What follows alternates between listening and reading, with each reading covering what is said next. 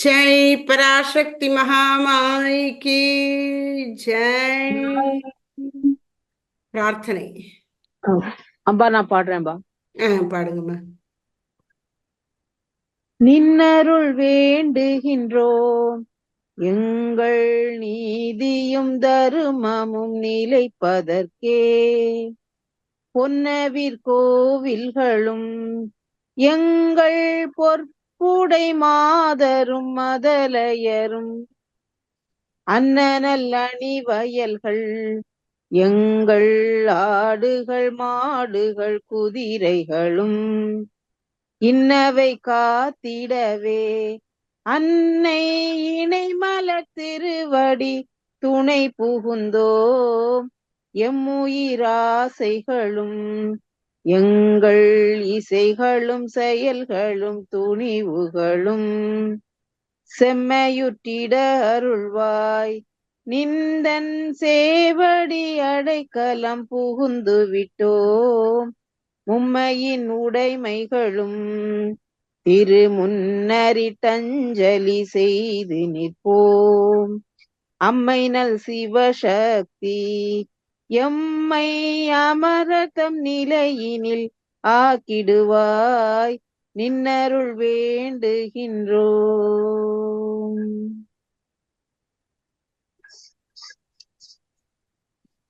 அன்னையின் அருளாலே இன்றைக்கு யோக சித்தி வரம் கேட்டல் அந்த பாடலில் உள்ள சில பத்திகளையே விளக்கத்துக்கு எடுத்துக்கொள்வதாக சாரதியின் செல்வி கோமதி அவர்கள் சொல்லியிருக்கிறார்கள். அம்மா, நீங்க ஆரம்பிக்கலாம். யோக சித்தி வரம் கேட்டல். நமஸ்காரம். வரம் கேட்டல்ங்கிற தலைப்புல யோக சக்தியில வரம் கேட்டல் அப்படின்னு பாரதியார் பராசக்திய வணங்கி வரம் கேட்கிறப்போ என்னெல்லாம் அவர் சொல்லி எப்படி கேட்கிறாரு அப்படின்னு இப்ப பாக்கலாம்.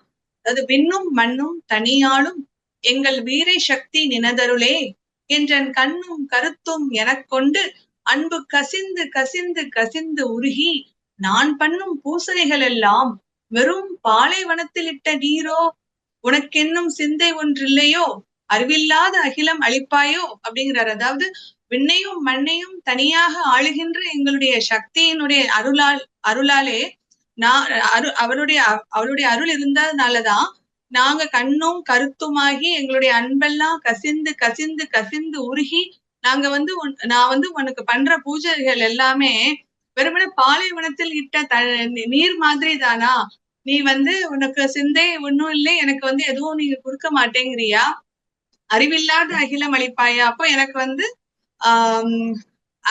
அறிவில்லாத அகிலம் அந்த லைன் மட்டும் கொஞ்சம் நான் என்ன யோசிக்கிறேன் அப்படின்னா, எனக்கு அறிவே இல்லாம நான் இந்த அகிலத்துல இருக்கலாமா அப்படின்னு அவர் சொல்றாரோ? அப்படி கேட்கல, அவர் தைரியமாவே அம்பாளையே சொல்றேன், உனக்கு அறிவில்லையா? நீ இவ்வளவு உலகத்தையே ஆளுகிறாயே, அழித்தல்னா காப்பாற்றுதல், பிரபஞ்சம் முழுவதும் நீ காப்பாற்றுகிறாயே, அப்போ உனக்கு அறிவில்லாம இருக்க முடியாதே. அப்ப எனக்கு என்ன பண்ணுது, என்ன வேணும், நான் என்ன கேட்கிறேன் அப்படின்னு உனக்கு புரியணுமே. அப்ப நீ அதை கொடுக்கணுமே. உனக்கு அறிவு இல்லையா என்ன இருக்கே அப்படின்னு சொல்ற. ஓ, எனக்கு அந்த ஒரு லைன் மட்டும் எனக்கு சரியா ஆகல. அப்ப இவ்வளவு எண்ணும் சிந்தை ஒன்று இல்லையோ அப்படின்னு சொல்றாரு இல்லையா? நினைச்சு பாக்குறதுக்கு உனக்கு அந்த மனசு அறிவுன்னு ஒண்ணு இருக்கே, அதுல உனக்கு நல்ல விவேகம் எல்லாம் இல்லாமலா இருக்கும்? இந்த உலகம் முழுசு நீ காப்பாத்தி கொண்டிருக்கிறாயே, அறிவு இல்லாம உலகத்தை காப்பாற்ற முடியாது. அப்ப நான் சொல்றது மட்டும் ஏன் நீ கேட்க மாட்டேங்கிற அப்படிங்கிறாரு. அப்படிங்கிற மாதிரி சொல்றாங்க. அப்ப நான் இப்ப நீயே சரணம் என்று கூவி என்ற நெஞ்சில் பேருறுதி கொண்டு அடித்தாயே, எனக்கு மிக நிதியும் அறம் தன்னை காக்கும் ஒரு திறனும் தருவாயே என்று பணிந்தேத்தி பலவாறாக நினது புகழ் பாடி வாய் ஓயே நாவது உணராயோ? நீ உணர மாட்டாயா? நினது உண்மை தவறுவதோ ஒரு அழகா? உனக்கு ஒரு அழகா? நீயே சரணம்னு நான் உனக்கு கூவி உன்னை வணங்கி உன்னை எனக்கு தேவையான பொருள் உதவியும் எனக்கு அறத்தை காத்து நான் என்ன செஞ்சாலும் அது அறம் தவறாம நான் செய்யணும். என்னுடைய மனசுல நான் என்ன வேலை பார்த்தாலும் சரி, யாரையாவது ஒருத்தரை பேசினாலும் சரி, என்ன பண்ணினாலும் சரி, அறத்தை தவறாமல் நான் பாக்குறனும். அதுக்காக நிதி இல்லாமல் முடியவும் செய்யாது. சோ எனக்கு தேவையான நிதி, தேவையான எந்த காரியம் பண்ணாலும் அறத்தையில இருந்து நான் வந்து பிறகாமல் பாதுகாக்க ஒரு தருணம் தருவாயோ அப்படின்னு நினைச்சிட்டு நான் உன்னை ஒவ்வொரு வாட்டியும் பணிந்து பணிந்து வேண்டிட்டு இருக்கிறேன். ஆனா நீ அதை வந்து உணரவே மாட்டாயா? உனக்கு ஒரு மாதிரி கொஞ்சம் உனக்கு வந்து புரியாதா உனக்கு அப்படின்ற மாதிரி கொஞ்சம் கோவத்துல கேட்கிற மாதிரி நம்ம உரிமை உரிமை எடுத்து கேட்கிறார். அம்மாட்ட, பராசக்திகிட்ட தெய்வம்னு தள்ளி போய் நிக்காம ஒரு தாய் கிட்ட கேட்கிற மாதிரி ரொம்ப உரிமையோட கேட்கிறார். அதெல்லாம் எப்படி பக்தி பண்ணினாராம்? என் நெஞ்சில் பேரு உறுதி கொண்டு. அவர் வந்து அதான் அது நாம எப்படி பக்தி பண்ணணும்னு அதுல அங்க சொல்லிடுறார். ஒரு உறுதி இருக்கணும் நமக்கு வந்து இறைவன் மேல நம்முடைய இஷ்ட தெய்வத்தின் மீது இருக்கக்கூடிய விசுவாசம் வந்து திருடமா இருக்கணுமா, உறுதியா இருக்கணுமா. திருட விஸ்வாசக அப்படின்னு சொல்லுவாங்க. சரணாகதி பண்ணின ஒருவனுக்கு என்னுடைய இறைவன் என்னை காப்பான், காப்பாற்றாமல் இருக்க மாட்டான் அப்படிங்கிற ஒரு உறுதி இருக்கணும். ரக்ஷிஷ்யதி இது திருட விஸ்வாசக, இறைவன் என்னை காப்பான், அதுல சந்தேகம் இல்லை என்ற உறுதி இருக்கணும். அப்படி உறுதியோடு, அப்படிப்பட்ட பேரு உறுதியோடு எந்த நெஞ்சில் பேர் உறுதி கொண்டு கேட்டாங்க. எனக்கு மிக நிதியும் அறம் தன்னை காக்கும் ஒரு திறனும், எனக்கு வந்து தேவையான பொருள் உதவி, பிளஸ் வந்து நான் அறத்தை காக்கின்ற, அதாவது எனக்கு வந்து எந்த ஒரு காரியம் நான் பண்ணாலும் அதுல இருந்து அறத்துல இருந்து பிறழாமல் பண்ணுவதற்குரிய ஒரு இதையும் எனக்கு கொடுக்கணும் அப்படின்ற மாதிரி வேண்டுறாரு. எனக்கு வந்து முதல்ல நான் எப்படி உங்கள்கிட்ட பிரார்த்தனை பண்றேன் அப்படின்னு சொன்னார். நீயே சரணம் என்று கூவி எந்த நெஞ்சில் பேர் உறுதி கொண்டு, அப்படி ஒரு உறுதியோடும் உன்னையே நம்பி வந்திருக்கிறேன் அப்படிங்கிற மனப்பான்மை. அப்புறம் என்ன கேட்கிறார் அப்படிப்பட்ட மனசோடு அப்படிங்கும்போது மிக நிதியும், அப்புறம் அறந்தன்னை காக்கும் ஒரு திறனும். அது ரொம்ப முக்கியம். எதுலையுமே இந்த இந்த இந்த வரம் கேட்டல்ல வந்து எந்த இடத்துல அவர் பாடினாலும், எங்க இறைவன்கிட்ட ஏதாவது கேட்கிற மாதிரி இருந்தாலும் இதெல்லாம் வந்துடும். தர்மத்தை காக்கணும், உலக வாழ்க்கையில பொருள் வேணும். அவர் ரொம்ப கஷ்டப்பட்டார் வாழ்க்கையில. அதனால பொருள் இல்லாருக்கு இவ்வுலகம் இல்லை அல்லவா, அதனால அந்த பொருள் வேணும்னு அவர் கேட்பார்.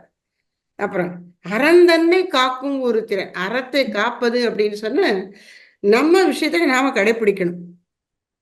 அடுத்தவங்களுக்கு நம்ம சுற்றி இருக்கிறவர்கள் அறத்தை கடைபிடிப்பதற்கு உதவி செய்ய வேண்டும். அதுக்கு ஏதாவது இடைஞ்சல் வந்தா அந்த இடைஞ்சலை நீக்கி நீ அறத்தை கடைப்பிடி அப்படின்னு அவங்களுக்கு உதவி செய்யறதுக்கும் தயாரா இருக்கணும். அந்த திறமை வேணும். அதான் அறந்தன்னை காக்கும் ஒரு திறனும். அப்புறம் என்று பணிந்தேத்தி பலவாராய் நின்று புகழ் பாடி, நான் வந்து உனக்கு வணங்கி உன்னுடைய புகழை வந்து பல விதத்திலையும் நான் பாடி, எனக்கு இந்த மாதிரி உதவிகள் எல்லாம் வேணும் அப்படின்னு கேட்கறது எல்லாத்தையும் நீ கவனிக்காத மாதிரியே இருப்பியோ, உணராது வாய் ஓயேதாவது உணராயோ அப்படின்னா, நான் இவ்வளவு தூரம் கேட்கறது உனக்கு தெரியாம இருக்குது அப்படின்ற மாதிரி கேக்குறேன். அதுதான் உனக்கு தெரியாதா, நான் இவ்வளவு சொல்றேனே புரியலையா உனக்கு? இப்போ நீங்க ஒரு ஒரு பாடல் விளக்கத்துக்கு எடுத்துக்கொள்ளும் போது ஒரு ஒரு வார்த்தைக்கும் சொல்லிடணும். இங்க பாருங்க, தருவாயே என்று பணிந்து ஏத்தி. அதாவது கொஞ்சம் ரொம்ப அப்படியே ஒரு ரஃபா போய் அம்மாட்ட சண்டை போட்டு கேட்குற மாதிரி இருந்தா கூட உண்மையில அவர் எப்படி அம்பாளை, அதாவது இறைவன்ட்ட நம்ம ஒரு வேண்டுதல் வைக்கும்போது எப்படி கேட்கணும்? பணிந்து ஏத்தி. பணிந்துற நம்ம மனசுல வந்து அகங்காரத்தை ஒதுக்கி இறைவனால் தான் இதை செய்ய முடியும், என்னால செய்ய முடியும்னு நம்ம நினைக்க கூடாது. அதுதான் நமக்கு பணிவை கொடுக்கும். அப்புறம் ஏத்தினா புகழ்ந்துன்னு அர்த்தம். நம்ம வழிபடக்கூடிய தெய்வத்தினுடைய சிறப்புகளை எல்லாம் நல்ல வாயினால் பாடி மனதினால் சிந்தித்து அப்படின்னு ஆண்டாள் சொல்றாங்க இல்லையா, அந்த மாதிரி இறைவனுடைய புகழை நாம நினைக்கணும். நினைக்கிறத வாய் விட்டு பாடணும். அதுதான் நமக்கு வந்து அந்த மனசை இறை உணர்வுல வச்சிருக்கோம். அப்ப வாழ்க்கையினுடைய கஷ்டங்களை எல்லாம் சமாளித்து வருவதற்கான வல்லமை நமக்கு வந்துவிடும். அதனால பணிந்து, அகங்காரத்தை விட்டு பணிந்து உன் பெருமைகளை பாடி பணிந்து ஏத்தி பலவார, இது ஒரே ஒண்ணுதாங்கிற மாதிரி இல்லை, பல வகைகளில் உன்னை நான் புகழ்ந்து பாடினேன். அதை எவ்வளவு நேரம், சரி இவ்வளவு நேரம் பாடியாச்சு, வாயெல்லாம் வலிக்குது, கொஞ்சம் பேசாம இருப்போம் அப்படின்னு அவர் இருக்கலையாம். ஓயாம சொல்லிக்கிட்டே இருக்காராம். வாய் ஓயாது நினது புகழ் பாடி வாய் ஓயேன் ஆவது உணராயோ, உனக்கு தெரியலையோ, அது நல்லா சொன்னீங்க. அப்புறம் நினது உண்மை தவறுவது ஒரு அழகோ, நீ வந்து அதெல்லாம் நம்ம கொடுக்காமல் இருப்பது உனக்கு ஒரு அழகா, அதெல்லாம் உனக்கு உண்மைங்கிறாரு. நினது உண்மை தவறுவது ஓர் அழகோ, அங்க உண்மைன்னு அவர் எப்படி குறிப்பிடுறாருன்னா, தெய்வம்னா வரம் கொடுக்கணும், தன்னை நம்பி இருக்கிற பக்தனை காப்பாற்றும். அதுதானே தெய்வத்தை பத்தின உண்மை. அந்த உண்மையில இருந்து நீ பிசகலாமோ அப்படின்னு கேட்கிறார், இடித்துரைக்கிற மாதிரி கேட்கிறார். அப்புறம் வந்து காளிய வந்து நிறைய நிறைய பேர்கள்ல சொல்றாரு. காளி, வலிய சாமுண்டி, ஓங்கார தலைவி, எண்ணி ராணி அப்படின்னா காளி, என்னுடைய சாமுண்டி, எல்லா சுவாமிய வந்து பலவிதமான பெயர்களால அவர் வந்து வணங்குறாரு. காளி, வலிய சாமுண்டி, ஓங்கார தலைவி, எண்ணி ராணி, பல நாளுங்கு என்னை அழைக்கலாமோ, பல நாள் இங்கு உன்னை வந்து பல நாளாக நான் வந்து வேண்டி ஒவ்வொன்னா கெட்டே இருக்கிறேன், நீ என்னை வந்து இப்படி அழைக்கலாமோ, எனக்கு வழி அந்த வரங்களை கொடுக்காமல் வந்து நீ என்னை இது அழைக்கலிக்கலாமோன்ற மாதிரி சொல்றாரு.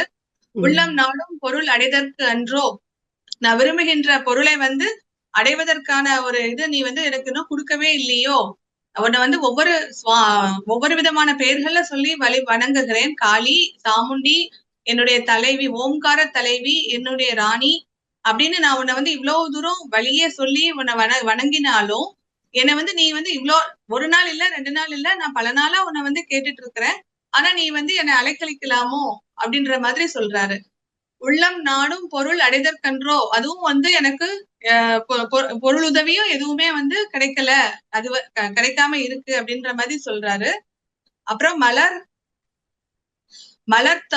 மலர்த்தாளில் விழுந்து அபயம் கேட்டேன், உன்னுடைய மலர்த்தாள உன்னுடைய கால பணிந்து உன்னையதான் நீயே கதின்னு நான் வந்துட்டேன், உன்னதான் வந்து நான் வணங்கி எல்லாமே நீயே என்று சொல்லிதான் உன்ட்டதான் நான் ஒன்னொன்னு கேட்டுட்டு இருக்கிறேன், ஒரு வரமும் கேட்டுட்டு இருக்கிறேன். உன்னுடைய திருப்பாதங்களை தான் நான் வந்து பிடிச்சு அதுக்குதான் வந்து அபயம் கேட்டேன். அது தாரா எனில் உயிரை தீராய் அப்படின்னா, நீ அதை கொடுக்காத வரைக்கும் நான் வந்து உன்னை விட மாட்டேன் அப்படின்ற மாதிரி சொல்றாருன்னு நினைக்கிறேன். அது அந்த சரியா கரெக்டான்னு தெரியல எனக்கு.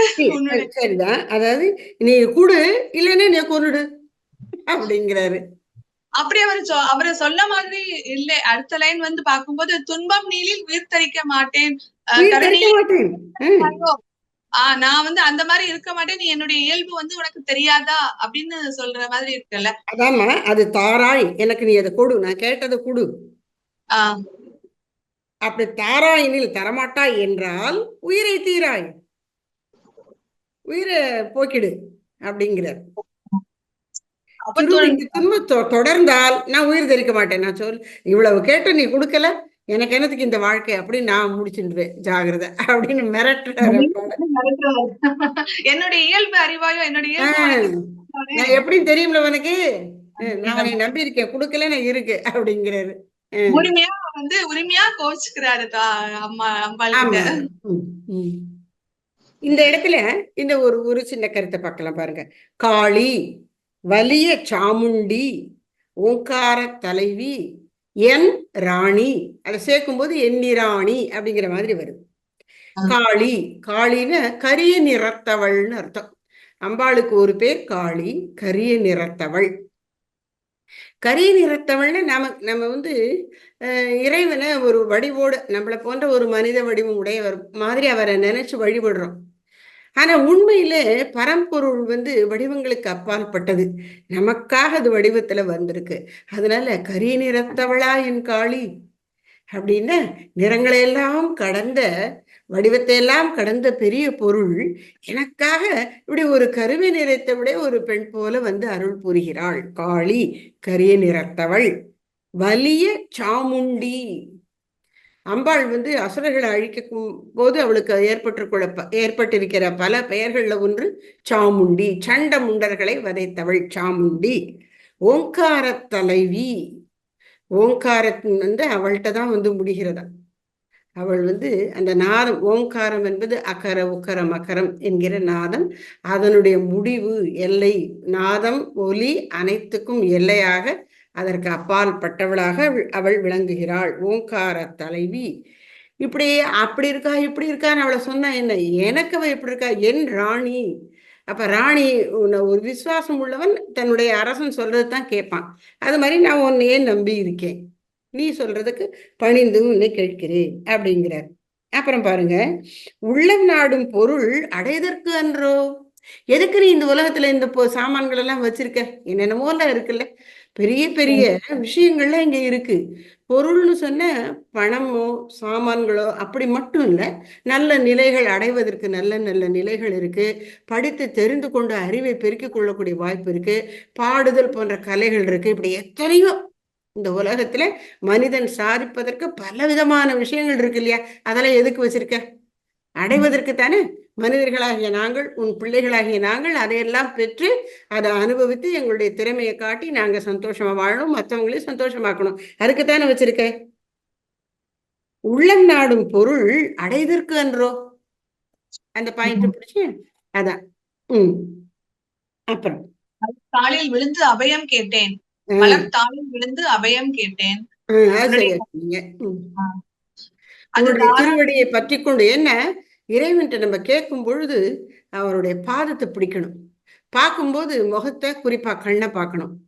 பிடிக்கிறது காலை பிடிக்கணும். எதுக்கு அப்படின்னு, அம்பாளுடைய திருவடிகளே எல்லாவற்றையும் கொடுக்குமா. முக்தி பேருங்கிறது கூட என்னன்னு சொல்றாங்க, இறைவன் திருவடி அடைதல்னு தான் சொல்றாங்க. அதனால நம்ம செத்து போயிட்டாருன்னு கூட சொல்ல மாட்டோம், இறைவனடி சேர்ந்தாருன்னு சொல்லுவோம். அப்ப இந்த உயிர் இருக்க வேண்டிய இடம் இறைவன் திருவடின்னு சொல்றோம். சிவபெருமான்னா அந்த திருவடி உண்மையிலே சிவனும் சக்தியும் தான் அந்த 2 பாதங்கள் அப்படின்னு சொல்லுவாங்க. அப்ப இங்க சக்தி இந்த மலர்த்தாள் தாமரை போன்ற தாமரை திருவடிகளிலே விழுந்து வணங்கி அபயம் கேட்டேன், எனக்கு என்னுடைய பயத்தை போக்கி நீ காப்பாத்துமா, எனக்கு அபயம் கொடுமா அப்படின்னு கேட்டேன். அது தாராயனில் உயிரை தீராய். அது தரலைன்னா நான் உயிரை விடுறதுக்கு கூட தயங்க மாட்டேன். நீயே கொண்டுடுங்கிற. அது தாராயனில் கொடுக்க மாட்டேன்னு சொன்னீங்கன்னா உயிரை தீர்த்துரு. அதுவும் உன் கையில தான் இருக்கு. என்னைய வாழ வைக்கிறதும் வாழ்க்கையை முடிக்கிறதும் உன் கையில இருக்கு அப்படிங்கிற.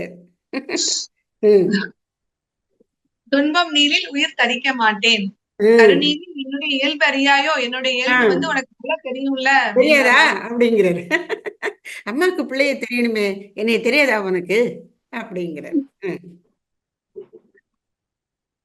தேடி சோறு நிதம் தின்று பல சின்னஞ்சிறு கதைகள் பேசி மனம் வாடி துன்பம் மிக உழன்று பிறர் வாட பல செயல்கள் செய்து நரை கூடி கிழப்பருவம் எய்தி கொடும் கூற்றுக்கு இறை என பின் மாயும் பல வேடிக்கை மனிதரை போலே நான் விழுவேன் என்று நினைத்தாயோ. அது தேடி சோறு நிதம் தின்று அப்படின்னா டெய்லி ரொட்டீனா போனோம், சம்பாதிக்கிறோம், சாப்பிடுறோம், அதே வேலையா வச்சிட்டு இருக்கிறோம்.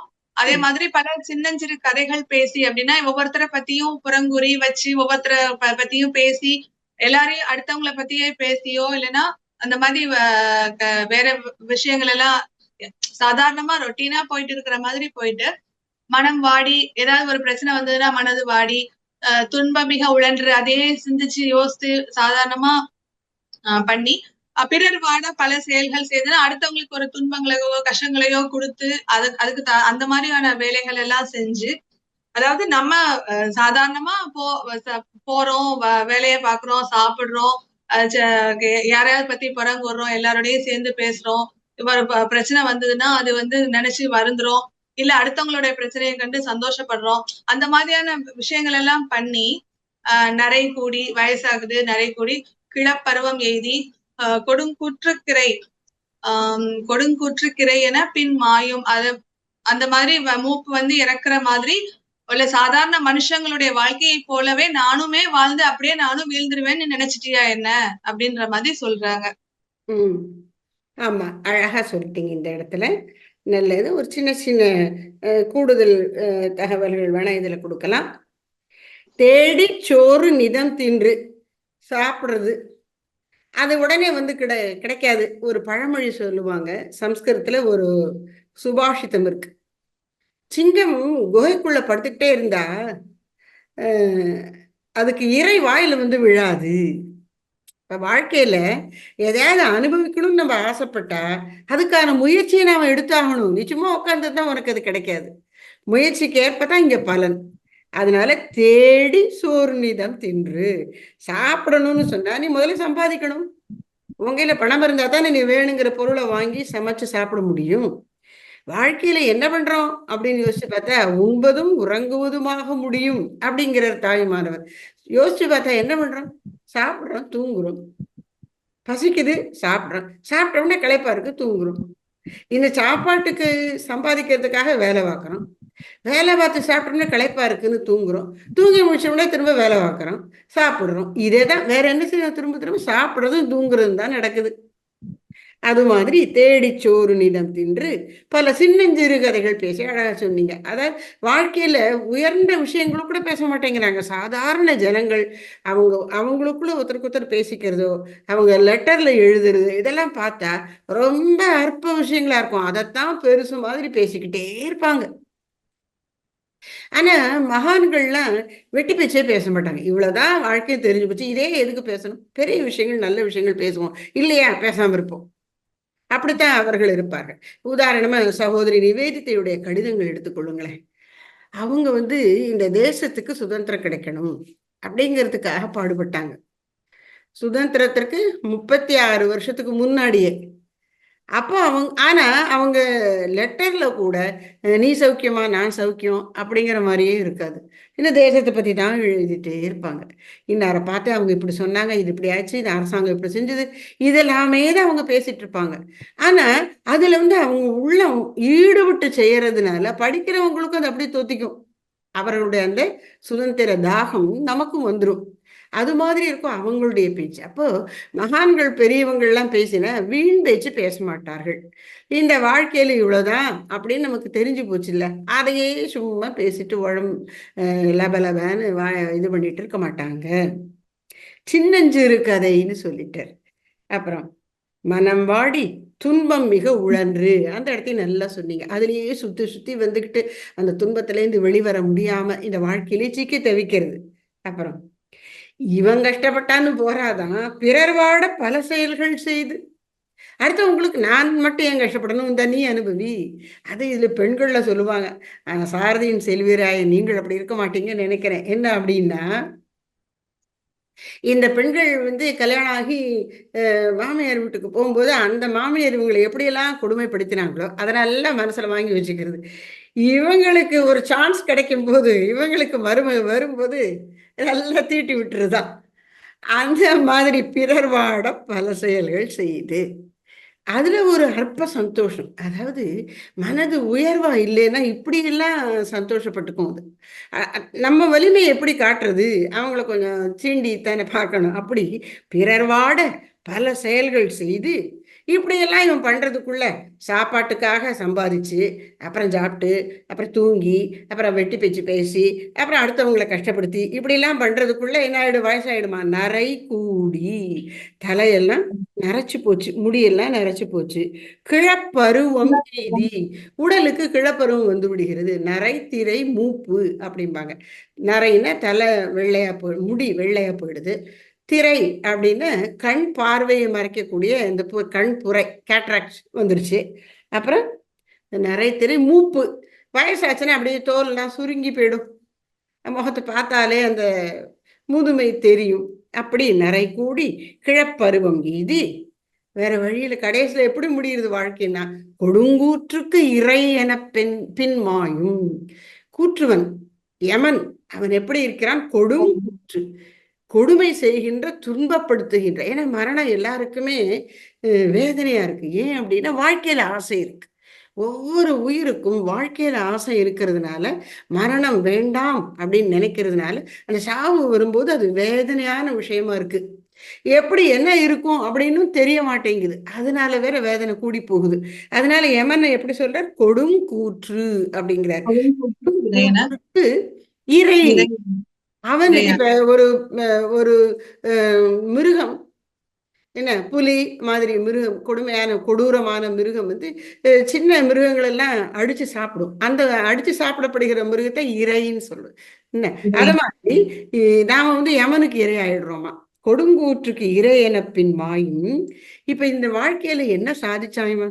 பிறந்ததுல இருந்து சாகிற வரைக்கும் சாப்பிட்டதையும் தூங்கி இருந்தவரை. அதனால வேடிக்கை மனிதர், இப்படி கூட இருப்பாங்களா ஜனங்கள் அப்படின்னு இவருக்கு வியப்பா இருக்கான். வேடிக்கையா இருக்க, இப்படி இருக்காங்களே ஜனங்கள் அப்படின்னு வியப்படுகிறார். வேடிக்கை மனிதரை போல நான் என்று நினைத்தாயோ? அங்கதான் நம்ம பாரதியார் என்ன சொல்ற? இவங்கள ஒரு ஆளா என்னை வச்சிட்டியா? நான் என்ன 10ஓட 11? நான் உன்னுடைய செல்ல பிள்ளை. நான் சிறப்புகளோடு இருப்பேன். வேடிக்கை மனிதரைப் போலே நான் வீழ்வேன் என்று நினைத்தாயோ? அப்ப அதாவது ஏன் வரம் கேட்கிறேங்கிறதுக்கு காரணம் சொல்றார். என்னால எல்லார போல சாதாரணமா இருக்க முடியாதும்மா. அப்ப எனக்கு ஏத்த மாதிரி நீ வரம் கொடுக்கணுமா வேண்டாமா? உனக்கு இது தெரியாதா அப்படின்னு கேட்கிறார். உம் இதுக்கப்புறம் தான் அவர் வந்து வரம் என்ன கேட்க போறேன் அப்படின்னு சொல்லி வராரு. ஏற்கனவே கொஞ்சம் சொல்லிட்டாரு. ஆனாலும் இப்ப மெயினா வரங்கள் எல்லாம் வருது. அதனால அந்த யோக சித்தி வரம் கேட்டல் அப்படின்னு வெறுமனே எனக்கு இது வேணும் அது வேணும் அப்படின்னு மட்டும் கேட்கல. இந்த உலக வாழ்க்கையை நன்கு அனுபவிப்பதற்கு உடலும் உள்ளமும் தூய்மையும் வலிமையும் பெற்றிருக்கணும். அதை வந்து அந்த யோக சித்தி அப்படிங்கிற மனம் சில அரிய அசாதாரணமான ஆற்றல்கள் பெற்றிருக்கணும் அப்படின்னு கேட்கிறார். யோக சித்தி வரம் கேட்டல் இந்த பாடலுக்கு தலைப்பு கொடுத்திருக்கிறார்.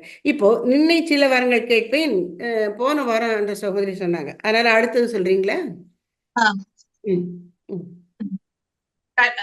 இது போன வாரம் வந்து ரெண்டுமே பார்த்துட்டோம்ல. தோலை வழிவிடாய் பார்த்தோமா? உடற்சோழல் வேண்டும். இது வந்து போன வாரம் நம்ம பார்த்தோம். அடுத்தது வந்து என்னும் காரியங்கள் எல்லாம் வெற்றியேற புரிந்தருளல் வேண்டும். தொழில் பண்ண பெருநிதியும் வேண்டும். அதில் பல்லோர் துணை புரிதல் வேண்டும். சுவை நன்னும்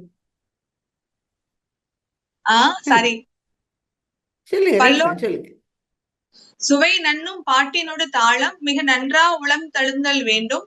பல பன்னீர் கோடி வகை இன்பம் நான் பாட திறனடைதல் வேண்டும். அதாவது என்னும் காரியங்கள் எல்லாம் வெற்றியேற புரிந்து அருளல் வேண்டும். நான் வந்து மனசுல வந்து என்னென்ன நினைக்கிறேன், என்னென்ன செயல்கள் செய்யணும்னு நினைக்கிறேன்றதெல்லாம் மேல சொல்லிட்டாரு. அதெல்லாம் மேல வந்து கேட்க ஆரம்பிச்சிருக்காரு வரோம். அப்ப இப்ப வந்து என்ன சொல்றாருன்னா, நான் என் மனசுல நினைக்கிற என்னென்ன காரியங்கள் எல்லாம் நினைக்கிறேனோ அதுல எல்லாத்துலயுமே எனக்கு வந்து வெற்றி கிடைக்கிறதுக்கு நீதான் எனக்கு வந்து அருள் புரிய வேண்டும்.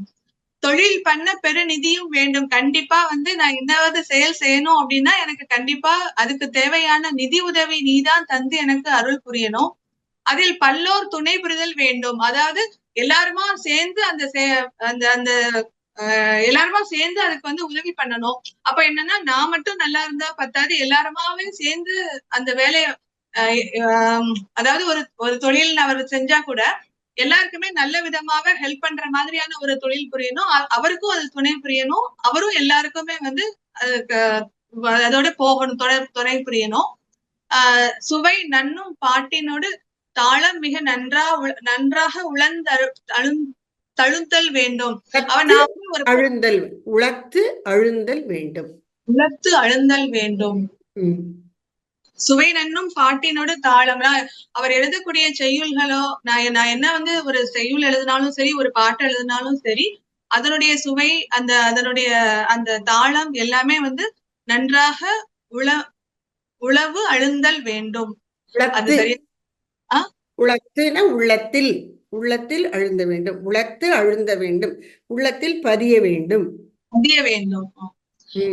பல பன்னீர் கோடி வகை இன்பம் நான் பாட திறனடைதல் வேண்டும். நான் வந்து எழுதுற அந்த பாட்டு எழுதுறதுலயே எனக்கு வந்து கோடி வகையான இன்பம். நான் அந்த ஒரு பாட்டு எழுதுறேன் அப்படின்னா அதனுடைய எனக்கு வந்து கோடி கணக்கான இன்பம் வந்து வர்ற மாதிரியான ஒரு நல்ல நல்ல பாட்டுக்கள் நான் எழுதுறதுக்கோ செய்யுள் எழுதுறதுக்கோ நீ எனக்கு வந்து கண்டிப்பா துணை புரியணும். அந்த திறன் எனக்கு வந்து வளரணும் அப்படின்னு கேக்குறாரு. இந்த இடத்துல ஒண்ணு நினைச்சுக்கணும். நம்ம சக்திக்கு ஆத்ம சமர்ப்பணம் பாட்டுல அவர் அந்த சித்தம் அப்படின்னு சொல்லும் பொழுது, சித்தம் என்பது வந்து மனதனுடைய அடிப்பகுதி, ஆழ்மனம். நாம எண்ணக்கூடிய ஒவ்வொரு எண்ணம், சொல்லக்கூடிய சொல், செய்யக்கூடிய செயல், இவற்றின் பதிவுகள் எல்லாம் இந்த சித்தத்துல போய் தேங்கி இருக்கும். அதுதான் மெமரிங்கிற நினைவினுடைய இடம். அப்ப நாம ஒரு விஷயத்த புதுசா தெரிஞ்சுக்கும் போது ஏற்கனவே அதை பற்றி நமக்கு இருந்தா அது நம்ம உள்ளத்துல அந்த சித்தத்துல படிந்திருக்கிற அந்த நினைவு வந்து இந்த அறிவை, புதிய அறிவை நல்லபடியா சீக்கிரம் கிடைக்கும்படி பண்ணிடும். அறிவுங்கிறதே அப்படித்தான்.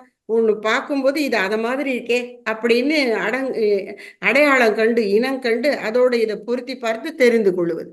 இப்படித்தான் அறிவு வளருது. அப்ப சித்தம்ங்கிற இந்த மெமரி, ஆழ் மனசு, இவர் என்ன சொல்றார், பாட்டு பாடக்கூடிய திறமை இந்த சித்தத்துல நன்கு பதிந்திருக்கணும்னு சொல்றார். அதுதான் இங்க அங்கேயும் அந்த இதுல கேட்டேன். சித்தம் தனக்கே சக்தி சித்தம் சக்தி தனக்கே கருவியாக்குங்கிறதுலயும் எனக்கு பாட வரணும், வாத்தியங்கள் வாசிக்க வரணும், வாய்ப்பாட்டு வரணும், எல்லாம் கேட்பார். தாளம் நல்லா போடணும் அப்படிலாம் கேட்பார். அதே தான் இங்கேயும் சொல்றார்.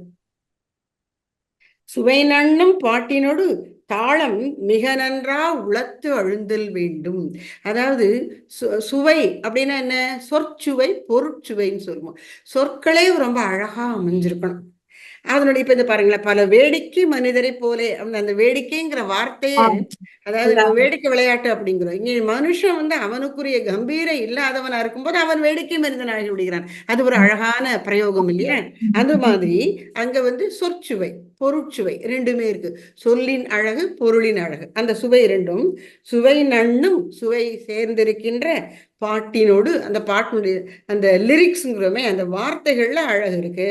அப்புறம் தாளம், அந்த பாட்டினுடைய பண்ணும் நல்லா இருக்கணும். அந்த பண்ணுக்கு ஏற்ற தாளம். தாளம்ங்கிறது காலக்கட்டு. இந்த இத்தனை காலத்துக்குள்ள, நேரத்துக்குள்ள, இத்தனை நிமிஷத்துக்குள்ள, இத்தனை செகண்டுக்குள்ள இதை பாடி முடிச்சிடணும் அப்படிங்கிறதுக்கு தான் தாளம் இருக்கு. அதனால தாளம் போட்டுட்டே இருக்கிறதுனால யார் யார் எத்தனை பேர் பாடினா அவங்க ஒண்ணு போல, நல்ல பயிற்சி பெற்ற கலைஞர்களா இருந்தா, இசை கலைஞர்களா இருந்தா ஒண்ணு போல ஆரம்பிப்பாங்க, ஒண்ணு போல முடிப்பாங்க. ஏன்னா எல்லாரும் தாளம் போட்டுட்டு இருக்காங்க. தாளக்கட்டுக்குள்ள ஒருத்தருக்கு பாட பயிற்சி இல்லைன்னா கண்டபடி ஆரம்பிச்சு முடிப்பாங்க. அது வந்து நல்லாவே இருக்காது. அதனால சுவை நண்ணும் பாட்டினோடு தாளம் மிக நன்றா உளத்து அழுந்தல் வேண்டும். அப்புறம் பல பல பன்னீர் கோடி வகை இன்பம் நான் பாட திறனடைதல் வேண்டும். பல பண்ணுனாலும் அந்த பாட்டு எழுதுறது தானே, பாட்டு ராகம் தான், இசைதான். ராகத்தை சொல்றேன். அதாவது இவரே பல பாடல்களை என்ன ராகத்துல பாடணும்னு குறிச்சு கொடுத்துருக்கிறாராம். நல்லா பாடுவாராம். புதுச்சேரியில இருக்கும் பொழுது கடற்கரையில நண்பர்களோடு அமர்ந்து கொண்டு, எல்லாம் தேசபக்தர்கள் தான், மாலை நேரத்துல சில சமயம் அப்படி கடற்கரையில உட்கார்ந்து கொண்டு அவர் பாட ஆரம்பிச்சாருன்னா எல்லாருமே உலகம் மறந்து கேட்டுட்டு இருப்பாங்களாம். அவ்வளவு நல்லா பாடுவாராம் பாரதியார். அதனால பல பண்ணில் கோடி வகை இன்பம் நான் பாட திறனடைது. எல்லா ராகங்களும், ஒவ்வொரு ராகத்தையும், ஒரே ராகம்னா கூட ஒவ்வொரு கலைஞரும் ஒவ்வொரு மாதிரி அதை பாடலாம். அந்த ராகத்துக்குரிய விதிமுறைகளை மீறாம தன்னுடைய சொந்த கற்பனையை பயன்படுத்தி, அதுதான் நம்முடைய கலைகளுக்கெல்லாம் சொல்லுவாங்க கட்டுப்பாட்டுக்குள்ள சுதந்திரம் அப்படின்னு. இப்படி இந்த ராகம் இருக்கணும் அப்படின்னு ஒரு நியமம் இருக்கு. அந்த முறைகளை பின்பற்றி கொண்டே சுதந்திரமா நல்லா பாடலாம் ஒவ்வொரு கலைஞனும். அந்த மாதிரி பாடுறதுக்கு பண்ணில் கோடி வகை இன்பம், இந்த பாட்டை பாடினா அதுல இவ்வளவுதான் சந்தோஷம் வருது அப்படின்னு இல்லாம எல்லையற்ற பேரின்பத்தை கொடுக்கிற மாதிரி நான் பாட திறனடைதல் வேண்டும். பாட்டு, அதாவது பாடல் எழுதுவது மட்டும் இல்ல, வாய் விட்டு பாடுற திறமை எனக்கு வேணும் அப்படின்னு கேட்கிறார். அப்புறம் கல்லை வைரமணி ஆக்கல், செம்பை கட்டி தங்கமென செய்தல், வெறும் புல்லை நல்லென புரிதல், நல்லென புரிதல், நல்லென புரிதல், நெல் நெல் நல்ல இல்ல நெல் நெல்லென புரிதல், வெறும் புல்லை நெல்லென புரிதல், பன்றி போத்தை சிங்கவேர் ஆக்கல், மண்ணை வெள்ளத்தின் இனிப்பு வரச் செய்தல் என விந்தை தோன்றிட இந்நாட்டை நான் தொல்லை தீர்ந்து உயர்வு கல்வி வெற்றி சூழும் வீரம் அறிவாண்மை. அப்ப நிறைய போது இதோட நிறுத்திப்பான். கல்லை வைரமணி ஆக்குதல், அந்த கல்ல சாதாரண ஒரு கல்ல கூட வைரம் போன்று செய்யறதுக்குரிய ஒரு திறமை. அப்புறம் வந்து செம்பை கட்டி தங்கமென செய்தல், செம்பு வந்து இந்த உலோகம் செம்பை வந்து கட்டி தங்கம் மாதிரி மாத்துறதுக்கோ, இல்லைன்னா வெறும் புல்ல வந்து நெல்லாக மாற்ற பண்ணுவதோ, இல்ல பன்றி போத்தைன்னா அது பன்றி போத்தை பன்னிக்குட்டிய சிங்கக்குட்டி ஆக்குறாராம். ஆக்கணுமா? ஆக்கணும். ஒரு பண்ணுக்குட்டிய சிங்கக்குட்டி ஆக்குறாரோ இல்லையோ, பாரதியார மாதிரி ஒரு மகான் பணி போல சர்வசாதாரணமா இருக்கிற ஒருத்தர் அவர்கிட்ட வந்துட்டா, அவரோட பழகிட்டா இவர் மாற்றி விடுவார். சிங்கம் போன்ற வீரமும் உயர்வும் ஆண்மையும் மிக்கவனாக ஆக்கி விடுவார். வெறும் மண்ணை வெள்ளத்தினுடைய இனிப்பு வர செய்தல். அப்போ மண்ணை கூட நான் வந்து இனிப்பாக வெள்ளமாக மாற்றக்கூடிய ஒரு ஆற்றல் என இந்த விந்தை தோன்றிட இந்த நாட்டை அந்த அளவுக்கு வந்து அவர் மாற்றுறதுக்கு மாற்றணும்னு நினைக்கிறாரு. அந்த அளவு திறன் வந்து அவருக்கு நினைக்கிறார். கொடுக்கணும், கிடைக்கணும். நான் தொல்லை இதனுடைய இதனுடைய சூட்சுமம் என்ன அப்படின்னா, இந்த பாடல்ல இது இது வேணும் அது வேணும்னு சில சக்திகளை கேட்கிறாருல, அதெல்லாம் தான் யோக சித்தி. தலைப்புல என்ன கொடுத்தார்? யோக சித்தி அப்படிங்கிறார். இது எல்லாருக்கும் வராது. இப்ப நம்ம கல்லை தூக்குறோம் வச்சுக்கோங்க, கல்லு கல்லா தான் இருக்கும்.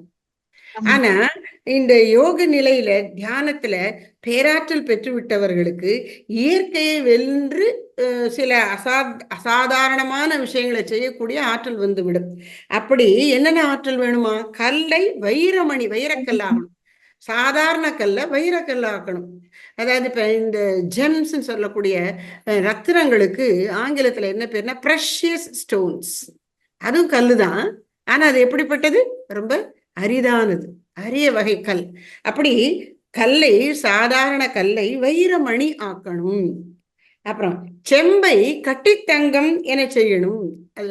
அதாவது சில இந்த ரசவாத வித்தைகள்ல என்ன செய்வாங்களா, இரும்பை வந்து வெள்ளியாக்க முடியுமா, செம்பு அல்லது தாமிரத்தை தங்கமாக்க முடியும், அந்த கீழான லோகத்தை உயர்ந்த லோகமாக ஆக்க முடியும். அது வந்து ரொம்ப சில மூலிகைகளை சில பக்குவத்துல அதோட இந்த தாமரத்தையும் சேர்க்கும் போது இந்த தாமரம் வந்து தங்கமாயிடும் அப்படின்னு சொல்றாங்க. அந்த காலத்துல அப்படி செய்யக்கூடியவர்களும் இருந்திருக்காங்க. இப்ப அப்படிப்பட்ட யோகிகள்லாம் இருக்காங்களான்னு நமக்கு தெரியாது. பெரும்பாலும் இருக்கிற மாதிரி தெரியல, மிந்தி இருந்திருக்காங்க. அப்போ செம்பை கட்டி தங்கம் என செய்தல். அப்புறம் வெறும் புல்லை நெல் என புரிதல். புல்லை வந்து நம்ம பாட்டுக்கு முழிச்சுட்டு போயிடுவோம், அதுல பிரயோஜனம் கிடையாது, மாடு மேஞ்சா உண்டு. ஆனா அது நெல்லு, புல்லுங்கிற அந்த இது வந்து நெல் ஆயிட்டுதுன்னா எப்படி இருக்கும் அந்த பயிர்? அப்ப நமக்கு எல்லாருக்கும் அது பயன்படும் இல்லையா? புல்லை நெல்லென புரிதல், பன்றிப்போத்தை சிங்கவேறு ஆக்கல்.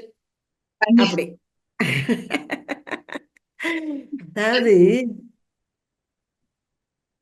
பன்றியாவது ஒரு உயிர், நம்ம அதை மட்டும் நினைக்கிறோம், அது ஒரு உயிர் பிராணி தானே. ஆனா மகான்கள் என்ன செய்வாங்களாம், கல்லு மரக்கட்டை அதை கூட உயிருள்ளதை ஆக்கிடுவாங்க. உயிரற்ற அந்த ஜட பொருளை கூட உயிரா ஆக்கிடுவாங்களாம். அப்படி வல்லமையெல்லாம் இருக்கும் மகான்களுக்குன்னு சொல்லுவாங்க. சாதாரண ஒரு கல்லுலேருந்து கட்டையிலேருந்து ஒரு வீரனை உருவாக்கி விடுவார்கள். அப்படின்னு என்ன அர்த்தம் அப்படின்னா, அறிவு வளரப்பெறாதவர்கள் கூட மகான்களோட தொடர்புல இருக்கும்போது அவர்களுடைய சிறப்பின் வலிமையினால இவங்க மனசு உயர்ந்து விடுமா. அதான் அப்படி செய்யக்கூடிய சக்தி எனக்கு இருக்கணும் அப்படிங்கிறார். மண்ணை வெள்ளத்து இனிப்பு வர செய்தல். இது வந்து பல யோகிகள் வந்து சின்ன குழந்தைகளுக்கு செஞ்சு காமிச்சிருக்காங்க. பட்டினத்தாருடைய கடைசி காலத்துல கூட அவர் என்ன பண்றாரு, சென்னையில அந்த கடற்கரையில, திருவொற்றியூர் கிட்ட கடற்கரையில அங்க குழந்தைகள்லாம் விளையாடிட்டு இருக்கு. அதெல்லாம் கூப்பிட்டு இங்க வா இங்க வா அப்படின்னு மண் அள்ளி கொடுக்குறாரு. என்ன கடற்கரை மண் அள்ளி கொடுக்குறாருன்னு பார்த்தா அது அப்படியே சீனி ஆயிடுது. இந்த பிள்ளைகள்லாம் சாப்பிட்டு சந்தோஷப்படுது. திருப்பி திருப்பி அந்த மாதிரி அந்த குழந்தைகளுக்கெல்லாம் எடுத்து கொடுக்குறாரு. அப்புறம் இங்க வா, இந்த கூடை, ஒரு பெரிய கூடை இருக்கும், இந்த கூடையை மேல கவுத்து நான் உட்காந்துக்கிறேன் அப்படின்னு அவர் மண்ணில் உட்காந்துக்கிறாரு. இவங்க கவுத்துறாங்க. திருப்பி அதை எடுத்தா அவர் அங்க இருந்து எங்கேயோ வர்றார், அதுல கீழே இல்லை வேற பக்கத்துல இருந்து வர, இப்படியெல்லாம் விளையாட்டு காமிச்சிட்டே இருக்கிறார். அப்ப இந்த குழந்தைங்க என்ன நினைச்சது, இப்ப கூடைய கவுத்தா அவர் இந்த பக்கத்துல இருந்து வருவாரு அப்படின்னு, இப்ப கவுரு இப்ப கவுரு அப்படின்னு சொல்லி சொல்லி கடைசியில் திருப்பி ஒரு 5-6 தரத்துக்கு அப்புறம் திருப்பி கூடைய கவுக்குது. அப்புறம் பார்த்தா அவர் எங்கேருந்து வரவே இல்லை ரொம்ப நேரமா. என்னடான்னு கூடைய திறந்தா அங்க சிவலிங்கமா வர, அதாவது வாழ்க்கையை அவர் முடிச்சுட்டார் போதும்.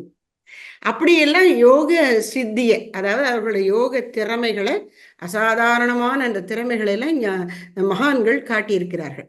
அதெல்லாம் எனக்கு வேணுங்கிற இவர் ஏன் இவ்வளவு தூரத்துக்கு இதை பத்தி எல்லாம் பேசுறாரு அப்படின்னா, புதுச்சேரியில் இருந்த பொழுது கோவிந்தசாமி அப்படின்னு நினைக்கிறேன் அந்த பேர் உடைய ஒருவர், அவருக்கு இந்த மாதிரி யோக சித்திகள்லாம் உண்டா. அந்த யோகி இவருக்கு தெரிய வந்துதான், ஒரு குரு மாதிரி இவருக்கு வழிகாட்டி இருந்திருக்கிறார். அதனால அவர் அதெல்லாம் பார்த்துட்டு இவருக்கு இப்படி தோணுது, எனக்கு இந்த மாதிரி யோக சித்திகள் எல்லாம் வேண்டும் அப்படின்னு கேட்கிறார். என விந்தை தோன்றிட இந்நாட்டை நான் தொல்லை தீர்த்து. அப்போ அதாவது இந்த வறுமை கோட்டுக்கு கீழே இருப்பவர்கள் அப்படின்னு சொல்றோம்ல, அப்படி நிறைய பேர் இருக்காங்க. அந்நியர் ஆட்சியும் போது நாம நல்லா இருக்கணும், நாம ஆட்சி புரிஞ்சாம், அப்ப நிறைய பேர் கஷ்டப்பட்டாங்க. இவர் எதுக்கு இதெல்லாம் எனக்கு வேணும்னு சொல்றாரு? ஏன் செம்ப தங்கம் ஆக்கணும், கல்ல வைரம் ஆக்கணும் அப்படின்னா, இந்நாட்டை நான் தொல்லை தீர்த்து உயர்வு கல்வி வெற்றி சூழும் வீரம் அறிவு ஆண்மை கூடும் திரவியத்தின் குவைகள் திரள் கொள்ளும் கோடி வகை தொழில்கள் இவை நாடும்படிக்கு வினை செய்து இந்த நாட்டோர் கீர்த்தி எங்கும் ஓங்க கலிசாடும் திறன் எனக்கு தருவாய். அதை கண்டினியூ ஆறுது அடுத்த பாராலே. கூடும் திரவியத்தின் குவைகள் திரள் கொள்ளும் கோடி வகை தொழில்கள் இவை நாடும் படிக்கு வினை செய்து இந்த நாட்டோர் கீர்த்தி எங்கும் ஓங்க கலிசாடும் திறன் எனக்கு தருவாய். அடித்தாயே உனக்கு அரியதுண்டோ மதிமூடும் பொய்மை இருளெல்லாம் என்னை முற்றும் விட்டகல வேண்டும். கூடும் திரவியத்தின் குவைகள்னா குவியல் குவியல்ங்கிறோம். அதுதான் குவியல கூட்டமா குவியலா இருக்கிறதுன்னு அர்த்தம். குவியல் குவியலாக இந்த திரவியங்கள்னா நம்ம நாட்டுல அந்த அந்த வாசனை நிறைய நம்ம நாடு வந்து அந்த காலத்துல திரவியம்ங்கிறது இங்க வந்து செல்வம் தான். திரைக்கடலோடு திரவியம் தேடுங்கிறது திரவியம்ங்கிறது இங்க வந்து செல்வம். திரள் கொள்ளும் கோடி வகை தொழில்கள்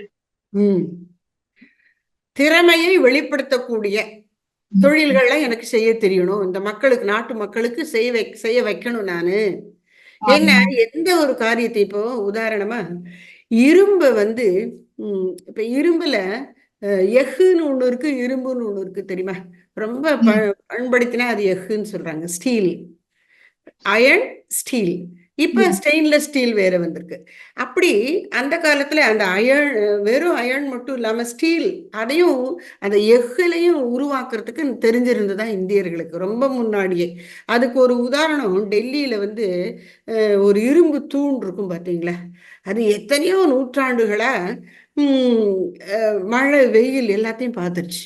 ஆனா அது துருப்பிடிக்காம இன்னைக்கு இருக்கு. அப்போ அவ்வளவு ஒரு சிறந்த நிலைக்கு அந்த இரும்பை கொண்டு வரக்கூடிய அந்த தொழில் நுணுக்கம் பாரதத்துல இருந்திருக்கு.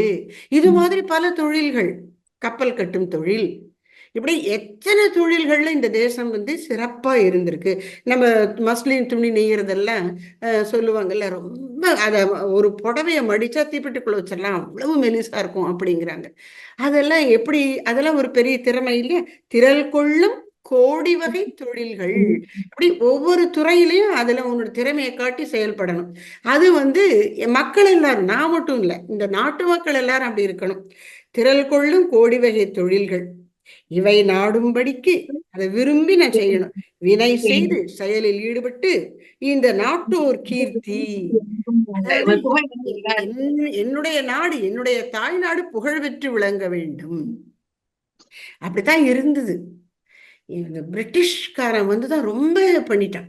அதெல்லாம் ஒண்ணுமில்லாத மாதிரி பண்ணிட்டான்.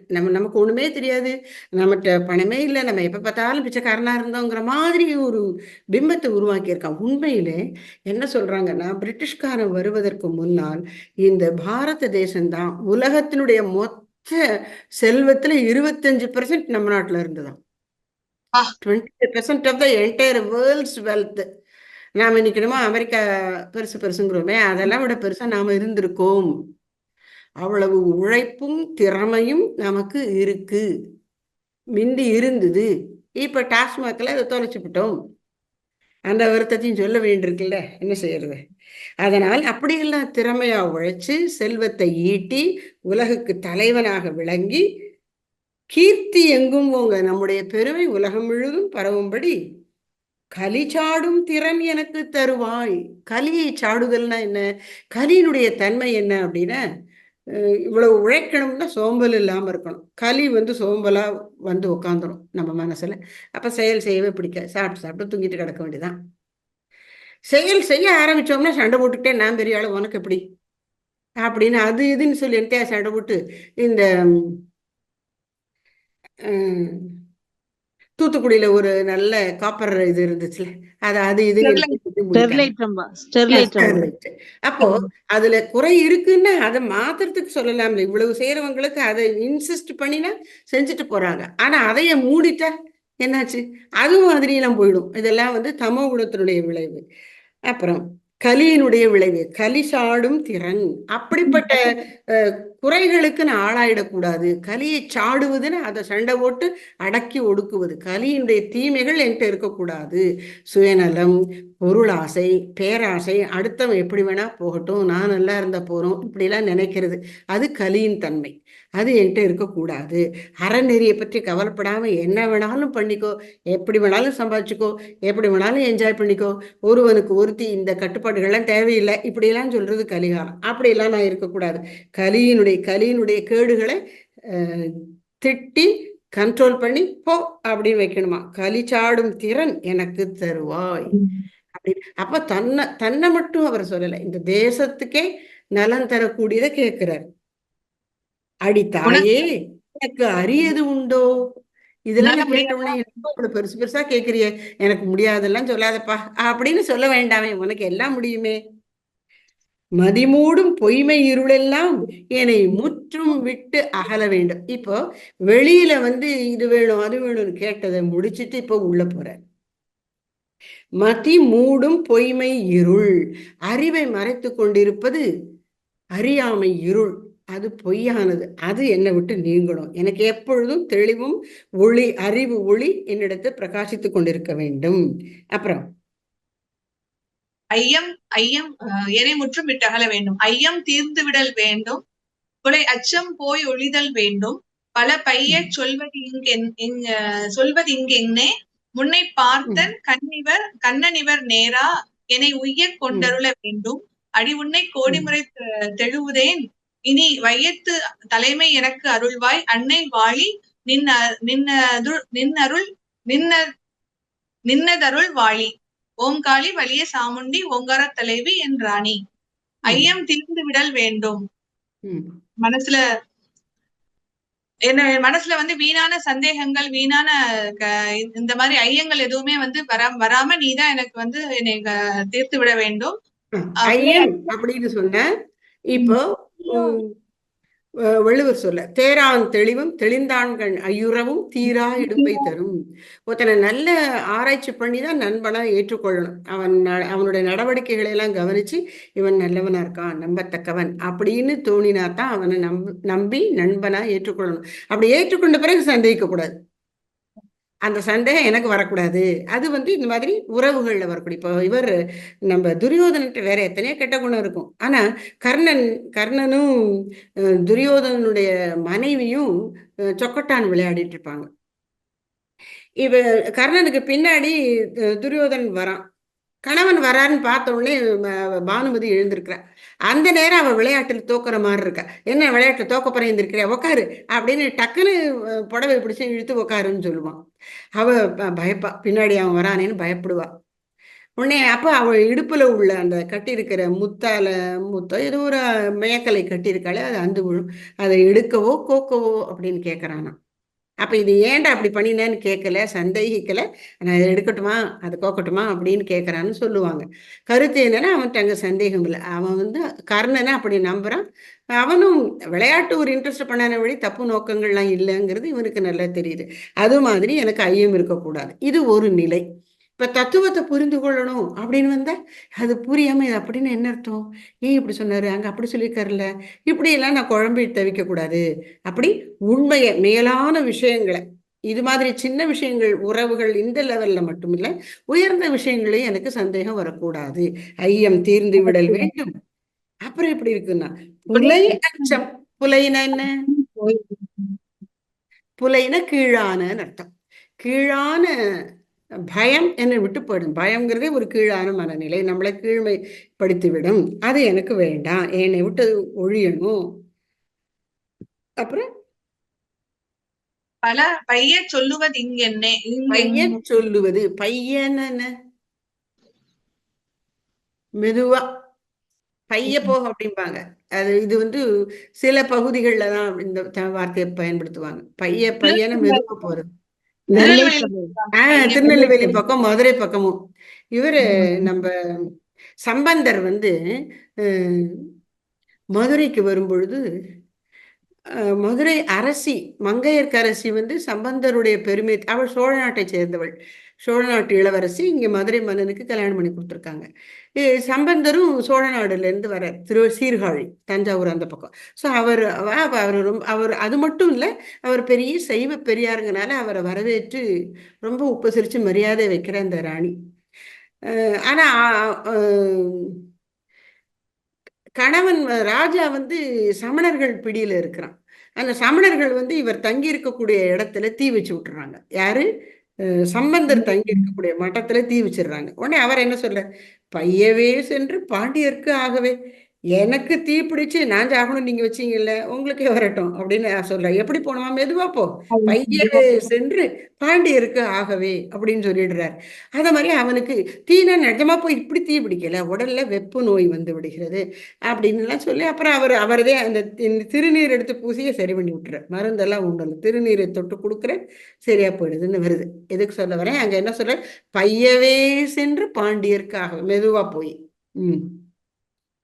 அப்படி பைய சொல்லுவதுன்னா பெரிய விஷயங்களை சொல்லும்போது வேக வேகமா பேசக்கூடாது, அவசரப்படக்கூடாது, தெளிவா நிதானமா மெதுவா சொல்லணும். பைய சொல்லுவது இங்கன்னே, இங்கு எப்படி சொல்லணும் அப்படின்னு தெரிந்து கொண்டு அதுக்கு ஒரு உதாரணமும் சொல்றார். நான் வந்து உண்மையை எடுத்து விளக்கினா அது எப்படி இருக்கணும் அப்படின்னா, முன்னை பார்த்தன் கண்ணன் இவன் நேரா. பார்த்தன் கேள்வி கேட்கிறான், அவனுடைய ஆன்மீக சந்தேகங்களை எல்லாம் கண்ணன் நீக்கி அவனுக்கு முடிந்த உண்மையை சொல்லி கொடுக்கிறார். அது மாதிரி நேராக இணையாக அதை போல என்னை உய கொண்டருளல் வேண்டும். நான் பார்த்தனை போல் இருக்கிறேன், தாயை நீ கண்ணனை போல எனக்கு உண்மையை உணர்த்து அப்படின்னு கேட்கிறார். இதெல்லாம் எனக்கு நீ செய்யணும்னு இப்ப பாருங்க, அவர் என்ன ஆரம்பிச்சார், எனக்கு பொருள் வேணும், தொழில் பண்ணுவதற்கு, அதுக்கு துணைக்கு ஆளெல்லாம் வேணும் அப்படின்னு ஆரம்பிச்சு நிறைய என்னமோ கேட்டாரு. அப்புறம் சின்ன பிள்ளைகளுக்கு பிடிச்ச மாதிரி நான் மண்ணை வந்து வெள்ளமாக்கணும் அப்படின்னாரு. அப்புறம் பெரியவங்களுக்கு ஏற்ற மாதிரி கல்லை வைரம் ஆக்கணும், செம்பை அது தங்கமாக்கணும் அப்படி எல்லாம் கேட்டார். இப்ப எங்க வந்துட்டார், கொஞ்சம் கொஞ்சமா அகப்பக்கு கொண்டு வந்து விட்டார். அதுதான் மனுஷனுக்கு வேண்டியது அப்படிங்கிற மாதிரி. அதெல்லாம் எனக்கு வேணும், அதன் பொருட்டு நான் என்ன பண்றேன், அடி உன்னை கோடி முறை தொழுதேன். ஒரு தடவை ரெண்டு தடவை இல்ல, கோடி முறை தொழுதேன்.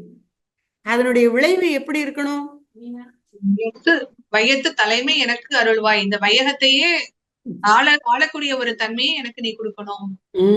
இது வந்து அவருடைய, அதாவது அவர் தனக்காக இல்லை, இந்த தேசத்துக்காக செய்த ஒரு பெரிய பிரார்த்தனை இது.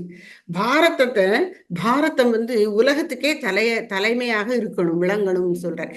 ஆத்திச்சூடி, புதிய ஆத்திச்சூடியிலே கடைசியில வைய தலைமை கொள் அப்படின்னு தான் சொல்றார். நம்ம காலேஜில் அந்த பாட்டு உங்களுக்கு சொல்லி கொடுத்தோம், நினைவு இருக்கான்னு தெரியல. வைய தலைமை கொள் வவுதல் நீக்கு அச்சம் தவிர் என்றும் ஆண்மை தவறேல் இழைத்தல் இகழ்ச்சி உடலினை உறுதி செய். அதுல வை அப்படிங்கிற எழுத்துக்கு அவர் கொடுத்திருக்கிற ஆத்திச்சூடி என்னன்னா, வைய தலைமை கொள், உலகத்துக்கு தலைவனாகு. சும்மா ஆயிடுமா, ஆசைப்பட்ட நீ தலைவன் ஆயிட முடியுமா, தகுதி இருந்தா தானே ஆக முடியும். தலைவன் ஆவது தகுதியினால், அப்ப அந்த தகுதி பெருன்னு அர்த்தம். அதை இங்க சொல்ற, வைய தலைமை எனக்கு அருளுவாய். தனிப்பட்ட முறையில தனக்கு சொல்ற மாதிரி இருக்கு. உண்மையில இந்த பாரத தேசத்துக்கும் அவர் அதைத்தான் கேட்டார். அன்னை வாழி நின்னது அருள் வாழி. முதல்ல நல்ல சண்டையெல்லாம் போடுற மாதிரி போட்டுட்டு, எனக்கு நீ நிச்சயம் கொடுப்பேன்னு எனக்கு தெரியும், அதனால நான் உங்கள்கிட்ட சண்டை போட வேண்டியது இல்லையே அப்படிங்கிற மாதிரி வாழ்க அப்படின்னு வாழ்த்துறார். தெய்வத்தை வாழ்த்தலாமா, பெரியவங்க சின்னவங்களை வாழ்த்துவாங்க, நாம தெய்வத்தை வாழ்த்த முடியுமா அப்படின்னா, இங்க வாழிங்கிறது வணங்குகிறேன்னு தான் அர்த்தம். அப்போ அன்னை வாழி, அப்புறம் நீ வாழ்க, நின்னது அருள் வாழ்க. இறைவனுடைய ஆற்றல் நமக்கு எப்படி பயன்படுதுன்னு திருவருளாக நமக்கு கிட்டுகிறது. அதனால அந்த அருளை வாழ்த்துகிறார். அன்னை வாழி நின்னதருள் வாழி. நீ யாரு, ஓம் காளி வலிய சாமுண்டி ஓங்கார தலைவி என் ராணி. முதல்ல சொன்ன அந்த பெயர்களை அப்படியே திரும்ப கையாளுகிறார். அப்படி இந்த பாடல் முழுதும் இந்த யோக சித்தி வரம் கேட்டல் என்பதில் தன்னுடைய பண்பாட்டுக்கும், தன்னுடைய பொருள் நிலையில் தன்னுடைய உயர்வுக்கும், அகப்பண்பாட்டுக்கும், இந்த பாரத தேசத்தின் நலனுக்கும் உயர்வுக்கும் உலக தலைமை கொள்வதற்குமாகத்தான் இந்த வரங்களை எல்லாம் அவர் கேட்கின்றார். அப்போ இது நாம எப்படி வரம் கேட்கணும் என்பதற்கு ஒரு ஒரு உதாரணம். இதுல எல்லாமே நம்ம இப்ப அவர் சொன்னார்ல, கல்லை வைரமணியாக்கல், அந்த யோக சித்திகள்லாம் நம்ம ஒண்ணு வேணும்னு நினைக்க மாட்டோம் அப்படின்னு நான் நினைக்கிறேன். அப்போ ஆனா மற்றதெல்லாம் கேட்போம்ல, இந்த உள்ள தெளிவு, ஐயம் நீங்கி உள்ளம் தெளிவா இருக்கணும், எனக்கு உண்மைகள்லாம் விளங்கணும் அப்படின்னு நம்ம கேட்கலாம் இல்லையா? அப்படி இதுல கேட்கக்கூடிய பல அதாவது 100க்கு 90 இதுல நம்ம கேட்கலாம், நம்முடைய பிரார்த்தனையா ஆக்கி கொள்ளலாம் அப்படி சொல்றேன். அப்படி அழகாக அற்புதமாக வரம் கேட்கிறார் பாரதியார். சரி, இன்னைக்கு இந்த பாட்டை முடிச்சிடணும் அப்படின்னு தான் நான் நம்ம ஆரிய தரிசனம் கனவு அந்த பாடல் கூட எடுக்கல, அன்னையினருளால பாடிட்டோம். நல்ல நீங்க சொன்னீங்கம்மா, சந்தோஷம். எங்களுக்கும் இது ஒரு நல்ல சான்ஸ். அதாவது இப்படி எல்லாம் வாசிச்சு முதல்ல இதெல்லாம் பார்த்ததும் இல்லைன்னு இல்ல, எல்லாமே காலேஜ் டைமோட முடிஞ்ச மாதிரியான ஒரு இதுவாதான் இருக்குது. நீங்க சொன்ன மாதிரி ஆசிரியர் பணியா இருந்திருந்தா இதனுடைய கண்டினியூஷன் நம்மளுக்கும் வந்திருக்கும். ஆனா இப்போ எங்களுக்கு ஒரு சான்ஸ் மாதிரி கிடைச்சு, அட்லீஸ்ட் ஐயோ நம்ம இந்த வாட்டி நம்மள சொல்லிட்டாங்க, ஒரு ஏதாவது ஒண்ணு நம்ம பார்க்கணும், அட்லீஸ்ட் கொஞ்சம் 4 வாட்டி வாசிக்கிறதுக்காச்சும் ஒரு இது கிடைச்சதுனால ரொம்ப நன்றி அம்பா. எனக்கும் நம்ம காலேஜ்ல இந்த நம்ம நாட்டோட நீங்க காலேஜ்ல பாடின பாட்டுன்னு சொல்லும் போது எனக்கு ஒண்ணு ஞாபகம் வந்தது. நம்ம நாட்டோட பெருமையை சொல்ற மாதிரி நம்ம காலேஜ்ல தான் அந்த பாட்டை நானும் கத்துக்கிட்டேன். இந்த சந்தனம் எங்கள் நாட்டின் புழுதி, கிராமம் அனைத்தும் தவ பூமி, சிறுமியரெல்லாம் தேவியின் வடிவம், சிறுவர் அனைவரும் ராமனே, சிறுவர் அனைவரும் ராமனே. எனக்கு அந்த பாட்டு அங்க காலேஜ்ல தான் கத்துக்கிட்டேன். அது என்னமோ ரொம்ப மைண்ட இது பண்ணி நம்ம நாட்டோட புகழ் அப்ப அவ்வளவு தூரம் பாடியிருக்காங்க. எல்லாமே சந்தனம் எங்க நாட்டோட புழுதினா என்ன, நம்ம நாட்டுல அவ்வளவு தூரம் சந்தனம் மண் புழுதி மாதிரி பரவுற அளவுக்கு அவ்வளவு ஒரு பெருமை வாய்ந்த ஒரு நாடா இருந்தது எவ்வளவு அருமையான இந்த ஒரு பாட்டு. அது நம்ம காலேஜ்ல கத்துக்கிட்டோம். அந்த எல்லாமே இந்த லைன், போர்க்களத்தடியில எங்கள் வீரர் ஓதுவர் புனித கீதையெல்லாம் அதெல்லாம் சான்ஸே இல்லாத மாதிரி இருக்கும். அது ரொம்ப நல்லா இருக்கும்ல. எனக்கு இப்ப இந்த இது சொல்லும் போது எனக்கு அது ஞாபகம் வந்துருச்சு, அந்த சாங்கும். ரொம்ப நன்றி. ரொம்ப நல்லது. இது மாதிரி உங்களுக்கு சொல்லுவதற்கு, அதாவது சொல்றதை கேட்கறது மட்டும் இல்லை, நல்லா நிறைய கேட்டதுனால, நம்ம சிந்திக்கிறதுனால, வாழ்க்கையை கூர்ந்து கவனிக்கிறதுனால, சுற்றி எல்லாரும் என்ன பண்றாங்க, எப்படி நடக்குது, என்ன ஏது அப்படியெல்லாம் பண்ணும்போது நம்முடைய சிந்தனை வளருகிறது. அதனால உங்களுக்குள்ள நிறைய இருக்கும், அதை வெளிக்கொணர்வதற்கு இது ஒரு வாய்ப்பா இருக்கட்டுமே அப்படின்னு தான் இந்த திட்டத்தை பண்ணினேன். நல்லா பண்ணிட்டு இருக்கீங்க, ரொம்ப சந்தோஷம். ஜெய் ஸ்ரீ சாரதா மகாமாய் கி